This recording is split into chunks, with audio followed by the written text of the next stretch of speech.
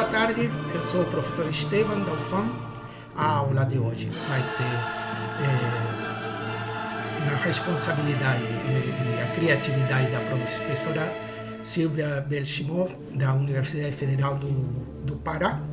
É doutora na área de tradução e terminologia por duas universidades de Portugal, a Universidade de Aveiro e a Universidade Nova de Lisboa. Professora Silvia, vou passar a palavra para a professora. Obrigada, Estevam. Boa tarde, em primeiro lugar, a todos. É uma satisfação imensa participar desse curso de tradução literária. Quando o Esteban me fez esse convite, fiquei assim, de pronto eu aceitei, mas depois fiquei pensando, será que eu consigo trazer alguma coisa de contribuição para um curso de literatura, né? Já que essa realmente não é a minha área de trabalho em relação à tradução. Então, eu fiquei assim, um pouco pensando em como eu iria poder trazer algo útil, né? Algo interessante para acrescentar a esse curso. Mas eu me sinto muito honrada com esse convite, especialmente considerando o calibre, né, a envergadura dos meus colegas que já deram aulas aqui e que ainda vão dar. Então, me sinto muito lisonjeada e quero agradecer ao Esteban e todos os colegas aqui que nos assistem, aos alunos, né, as pessoas que estão através do YouTube ou do Even 3. Muito obrigada e muito boa tarde. Acho que podemos trabalhar aqui uma conversa, não vou nem chamar de aula, em que a gente vai achar um ponto de sintonia entre o universo da literatura e o universo da terminologia, que aparentemente, né, são duas coisas bem opostas, né? Então, eu vou falar um pouquinho ao longo dos slides, que não são muitos, sobre as concepções do que é essa ciência da terminologia, mas também não vou me deter muito nas questões mais conceituais. Acho que a gente precisa dar ênfase a alguns recortes, né? Porque a temática é densa, a gente tem aí o universo da tradução, da literatura, da terminologia, tudo junto. Então, eu fiz alguns recortes e eu pretendo dar ênfase a algumas exemplificações que eu acho que torna mais visível e mais interessante o objeto que a gente traz hoje. Então, a gente começa aqui com esse slide onde eu coloco o título, né, dessa nossa conversa, que é Terminologia e Literatura, Dialética e Convergência sob a ótica da etnoterminologia. É exatamente isso que nós pretendemos fazer, não é? Trazer essa convergência a partir de uma aparente dispersão, distanciamento de universos teóricos. A gente pretende trazer esse elo, né, que é o elo da etnoterminologia. Então, vamos lá. Basicamente, essa aqui é o roteiro, né? Essa aqui é a ideia do trajeto que a gente pretendeu para hoje. Então, é falar sobre o discurso, os seus domínios e as unidades lexicais, que isso é base para a gente entender o trânsito que eu quero mostrar entre essas unidades, tá? A terminologia, que é a base da nossa fala, e a evolução dos estudos da terminologia até chegarmos na etnoterminologia, que é algo bem recente, a evolução dos estudos linguísticos, né, em função disso, as relações com a tradução, e destaco aqui que a gente vai ficar no nível da tradução intralinguística, porque se a gente for entrar no interlinguística, a gente vai extrapolar demais o horário, mas a gente pode fazer alguns paralelos aí que ilustrem, né, os impactos dessas relações na tradução interlinguística também. A gente vai falar, então, um pouquinho dos textos etnoliterários e da etnoterminologia exemplificada nesses textos. Na verdade, a gente vai falar dos exemplos. Vou trazer alguns recortes de algumas obras, né, e mostrar como isso se manifesta, como isso se materializa, né? A presença da terminologia, do etnotermo, dentro do texto literário.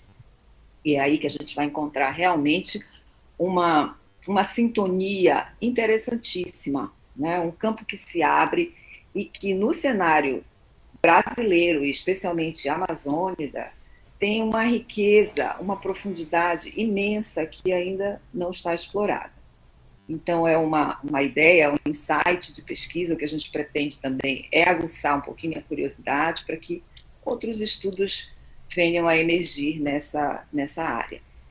E a gente faz as nossas reflexões finais de forma muito breve.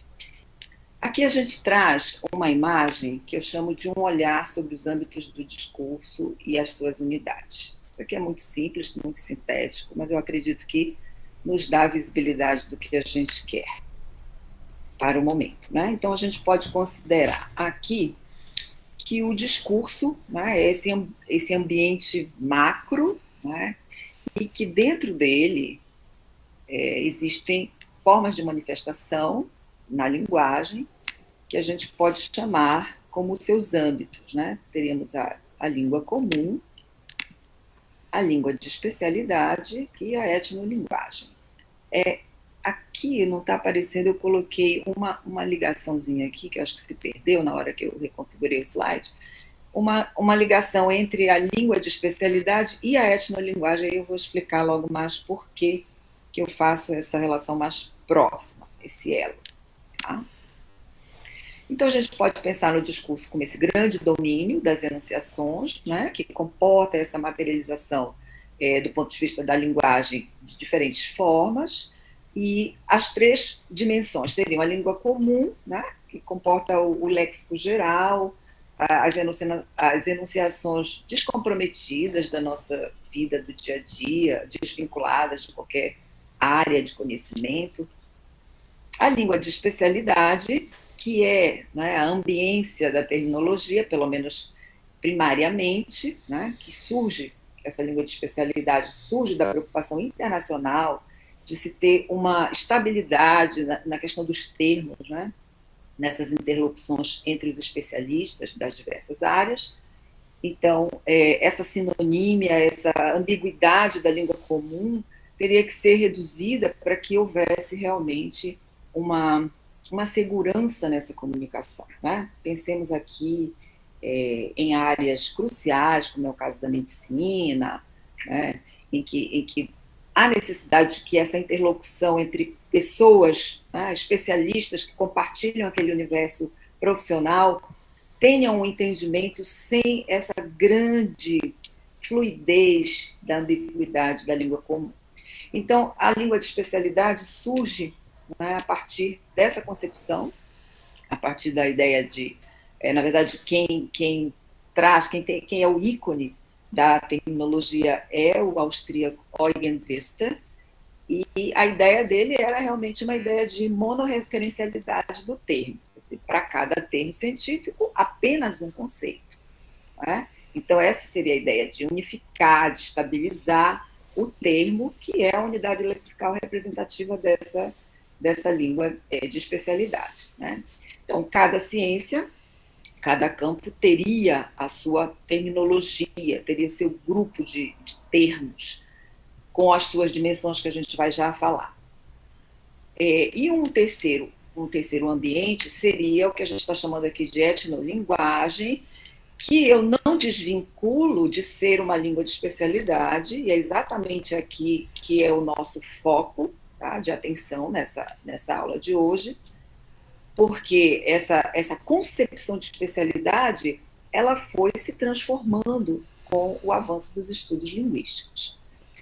Então, vamos aqui para essa coluna das unidades lexicais, que seriam as unidades mínimas representativas daquele âmbito discursivo. Né? Então, na língua comum, teríamos o vocábulo, palavra comum, né? Que é o léxico geral. Dentro da língua de especialidade, temos o termo, que seria o léxico especializado. E a etnolinguagem traria no seu bojo, né, a representatividade dos etnotermos, ou podemos chamar de vocábulo termo, também alguns autores se referem dessa forma. E a ênfase da etnolinguagem, como a palavra já sugere, né, etno, é de uma localização, né, uma localização não só geográfica, mas étnica, cultural, de determinadas comunidades. Então, são falares específicos, né? Então, nesse sentido, é que a gente está considerando que esses falares de comunidades específicas tradicionais, por exemplo, comunidades pesqueiras, comunidades do garimpo, que na Amazônia nós temos uma riqueza, né, dessa biodiversidade, dessas comunidades menores, teriam seus falares incluídos na categoria de especialidade. E a gente vai ver que isso se justifica, ok? Então, esse seria o olhar do discurso, com as suas estratificações puramente acadêmicas, porque a gente vai ver que vai ter um trânsito aí, que eu quero chamar a atenção, e as suas unidades, tá? Bem, no slide seguinte, eu coloquei aqui, é justamente o que eu falava anteriormente, né? Aqui no centro, isso aqui eu que criei para dar uma visibilidade do que eu queria exemplificar. Aqui no centro, no triângulo invertido, a gente tem as 3 unidades lexicais. O termo, que seria da terminologia, o vocábulo, que seria da língua comum ou da língua geral, e o etnotermo, que seria da etnoterminologia. Essas 3 unidades lexicais podem ser analisadas pelas óticas, pelas mesmas óticas, ou seja, uma dimensão linguística ou sintática, que seria o que exatamente? Então, se eu tenho um termo da medicina, ou da geologia, ou da geografia, eu posso analisar esse termo, se ele é um substantivo, se ele é um verbo, não é? Se ele é um adjetivo. Então, uma dimensão que o avalia sob a perspectiva da língua-sistema. Essa seria a dimensão linguística ou sintática. E se é masculino, se é feminino, se é usado no plural, se é usado no singular, essa seria uma forma de análise dessa unidade lexical. Qualquer uma dessas teria a possibilidade de ser avaliada por essas óticas.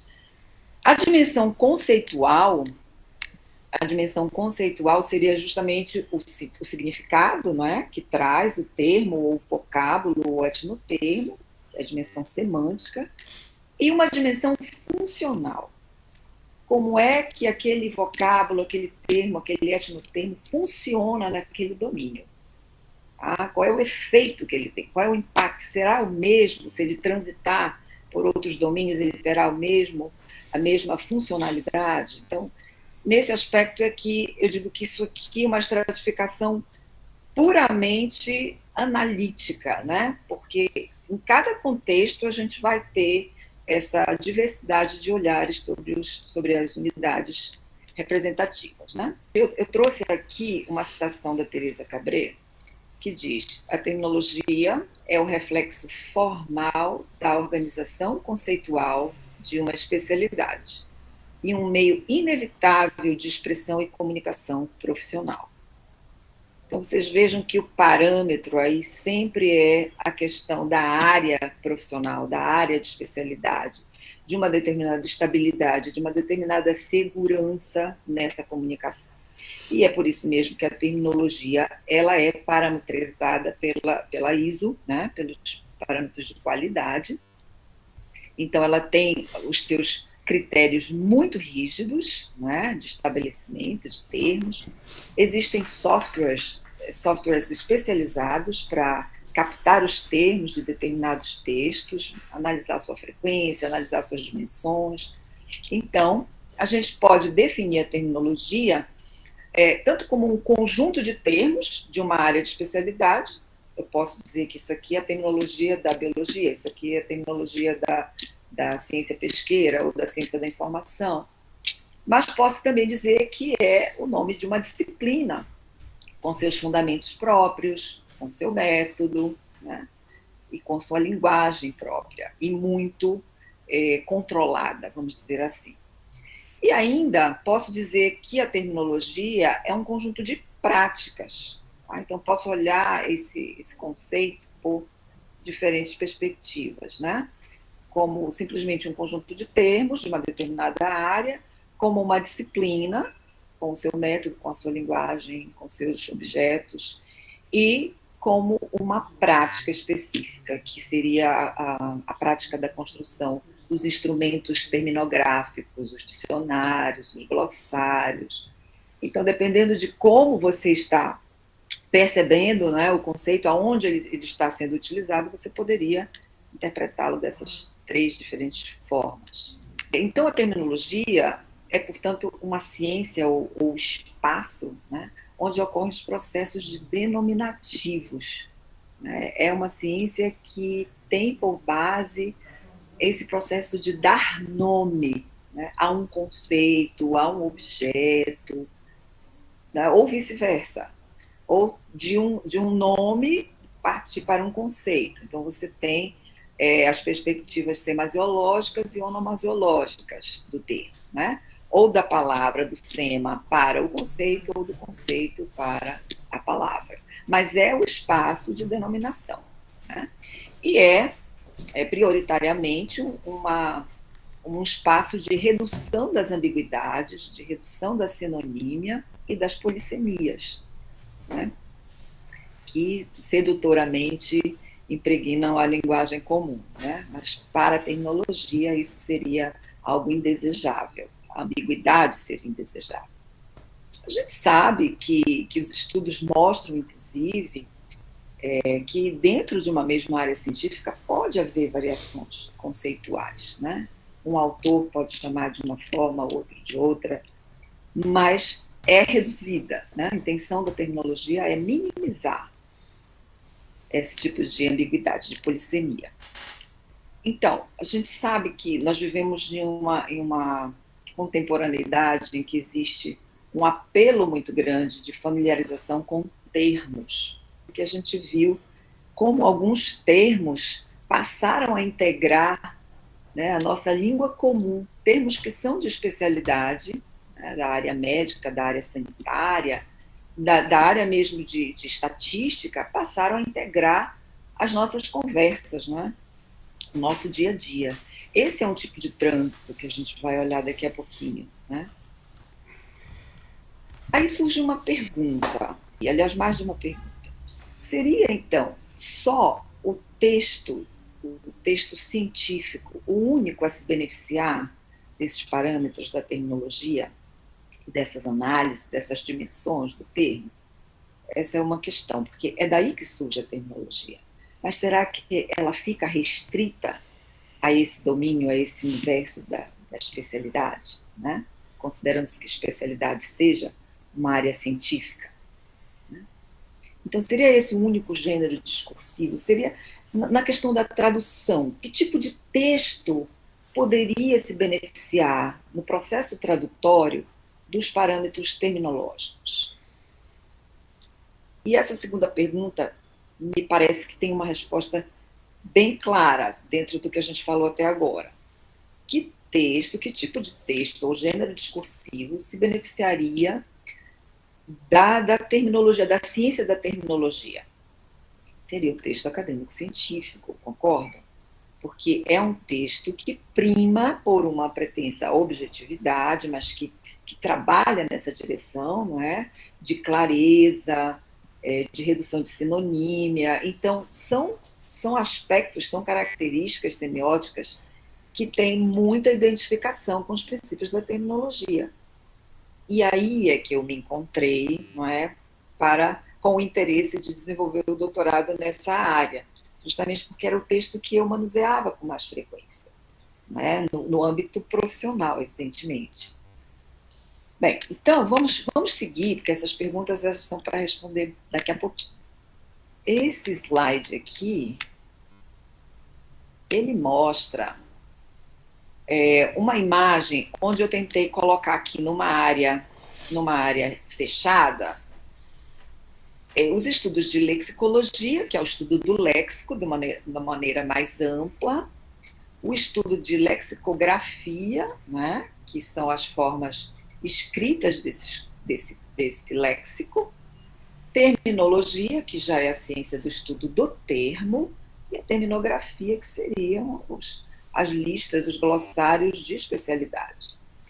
Bem, e aqui, esses tentáculos aqui, esses 3 tentáculos que a gente tem aqui, a dialetologia, a sociolinguística e a etnoterminologia, são evoluções dos estudos linguísticos.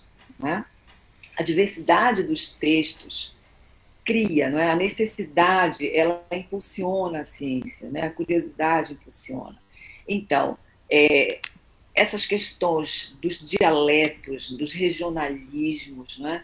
Elas precisavam de ter uma base teórica, uma sustentação para os seus estudos. Então, a dialetologia, ela surge nesse sentido, né? De suprimir essa demanda, essa necessidade da gente estudar os dialetos a partir dos traços regionais, né, das suas interpretações. A sociolinguística, um pouco mais divulgada, né, trabalha com essa relação da língua e sociedade. Agora mesmo falei do exemplo da pandemia, em que termos de especialidades de determinadas áreas passam, né, dentro das nossas interações sociocomunicativas a fazer parte de um domínio mais comum, mais geral, mais popular.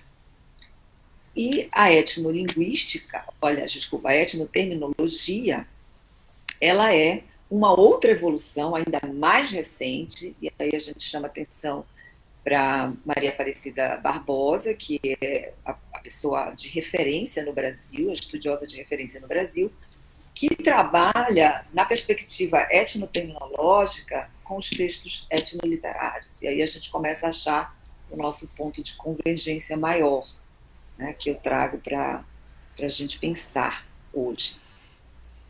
Bem, então, isto tudo, né, essa diversificação, porque a língua, de um modo geral, ela tem um léxico particular, e os léxicos refletem, né, essas relações dialetais, sociais, culturais dos falantes. A dimensão da etnoterminologia é justamente essa cultural. É a língua imersa numa cultura muito específica, muito localizada, etnograficamente falando. Tá? Então, quando a gente começa a falar de etnolinguística como tradução de linguística cultural, envolvendo essas relações, né, de língua com visão de mundo, com a cosmologia dessas comunidades, a gente começa a pensar em um outro arcabouço teórico, né? Uma outra forma de ver isso e de ver a tradução disso. Então, vou fazer essa relação com a tradução de uma forma muito pragmática aqui com vocês. Pensem na tradução de um texto ou de uma entrevista, dentro de um artigo, por exemplo, né? Uma narrativa colhida de informantes que são pertencentes a essas comunidades tradicionais, né? Eles têm um falar muito específico.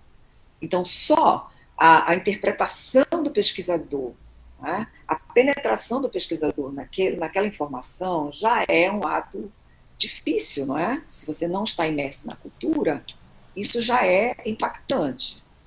Se você vai traduzir aquilo interlinguisticamente, mais complicado ainda, porque são termos densamente, culturalmente densos, né? Então, densamente marcados pela cultura e por um falar muito regionalista, que você precisaria de buscar estratégias ou de criar glossários, ou de criar notas de rodapé, ou de criar extensões dentro do próprio texto para driblar essas situações. Mas é uma situação de pesquisa, não é? De pesquisa. Você precisa realmente penetrar essa dimensão cultural das comunidades para você poder traduzir os falares. E eles são muito permeados por esses regionalismos, esses neologismos, essas vulgarizações e essas terminologizações que a gente vai já ver agora. Bom, eu coloquei aqui 2 processos que eu considero interessantes para a gente chamar a atenção nesse momento. Tá? É um processo de terminologização e um processo de vulgarização terminológica. Não sei se já ouviram falar disso, provavelmente sim, né? Principalmente da vulgarização. Que processos são esses? A gente já está falando um pouquinho deles, de certa forma. Mas a terminologização é quando você traz de um outro domínio que não é de especialidade, por exemplo, da língua comum, um vocábulo, que é a unidade da língua comum, e ele se torna, dentro de uma ambiência de especialidade, um termo. Ele transita e se torna um termo. A gente vai ver exemplos daqui a pouquinho. Então, nada mais é do que a transposição de um domínio para outro, de uma unidade lexical de um domínio comum para um domínio de especialidade. Tá? E a vulgarização terminológica é exatamente o oposto, que também podemos chamar de vocabularização ou de banalização terminológica. É quando você tem o inverso, um termo da especialidade, de algum domínio de especialidade, passa a pertencer à linguagem comum. Né? Como no caso da pandemia eu referi ainda há pouco, mas tem muitos exemplos disso. Vocês podem aí estar, inclusive, pensando em exemplos. Estava lembrando agora há pouco, né? Que palavras passaram a integrar aí as nossas conversas. Achatamento de curva, que, por exemplo, vem da estatística, né? Transmissão sustentável, imunidade de rebanho, né? EPI. Então, são termos que se vulgarizaram, né? Que eram restritos de determinado grupo profissional, de repente se popularizaram por uma questão de saúde pública. Né? E isso acontece muito. Né? Acontece, por exemplo, quando uma lei que é escrita, redigida nos termos jurídicos, né? Que é quase um dialeto, e ele tem que ser passado para o conhecimento de uma população. Então, essa simplificação, que não deixa de ser uma tradução intralinguística, é um processo. Né? É um processo de vulgarização terminológica, vista pela perspectiva da terminologia. Eu coloquei aqui alguns exemplos desses trânsitos. Vejam bem.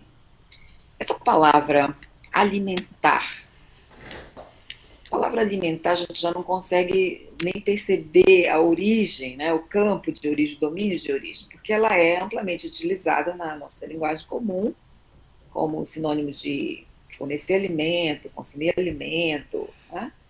Então, ela transita, a palavra, esse verbo alimentar, ele transita como vocábulo na língua comum, mas ele também pertence à linguagem de especialidade da nutrição, né, numa área da saúde, e também como um termo na área de informação, da ciência da informação, alimentar plataformas com dados, alimentar os sistemas, etc.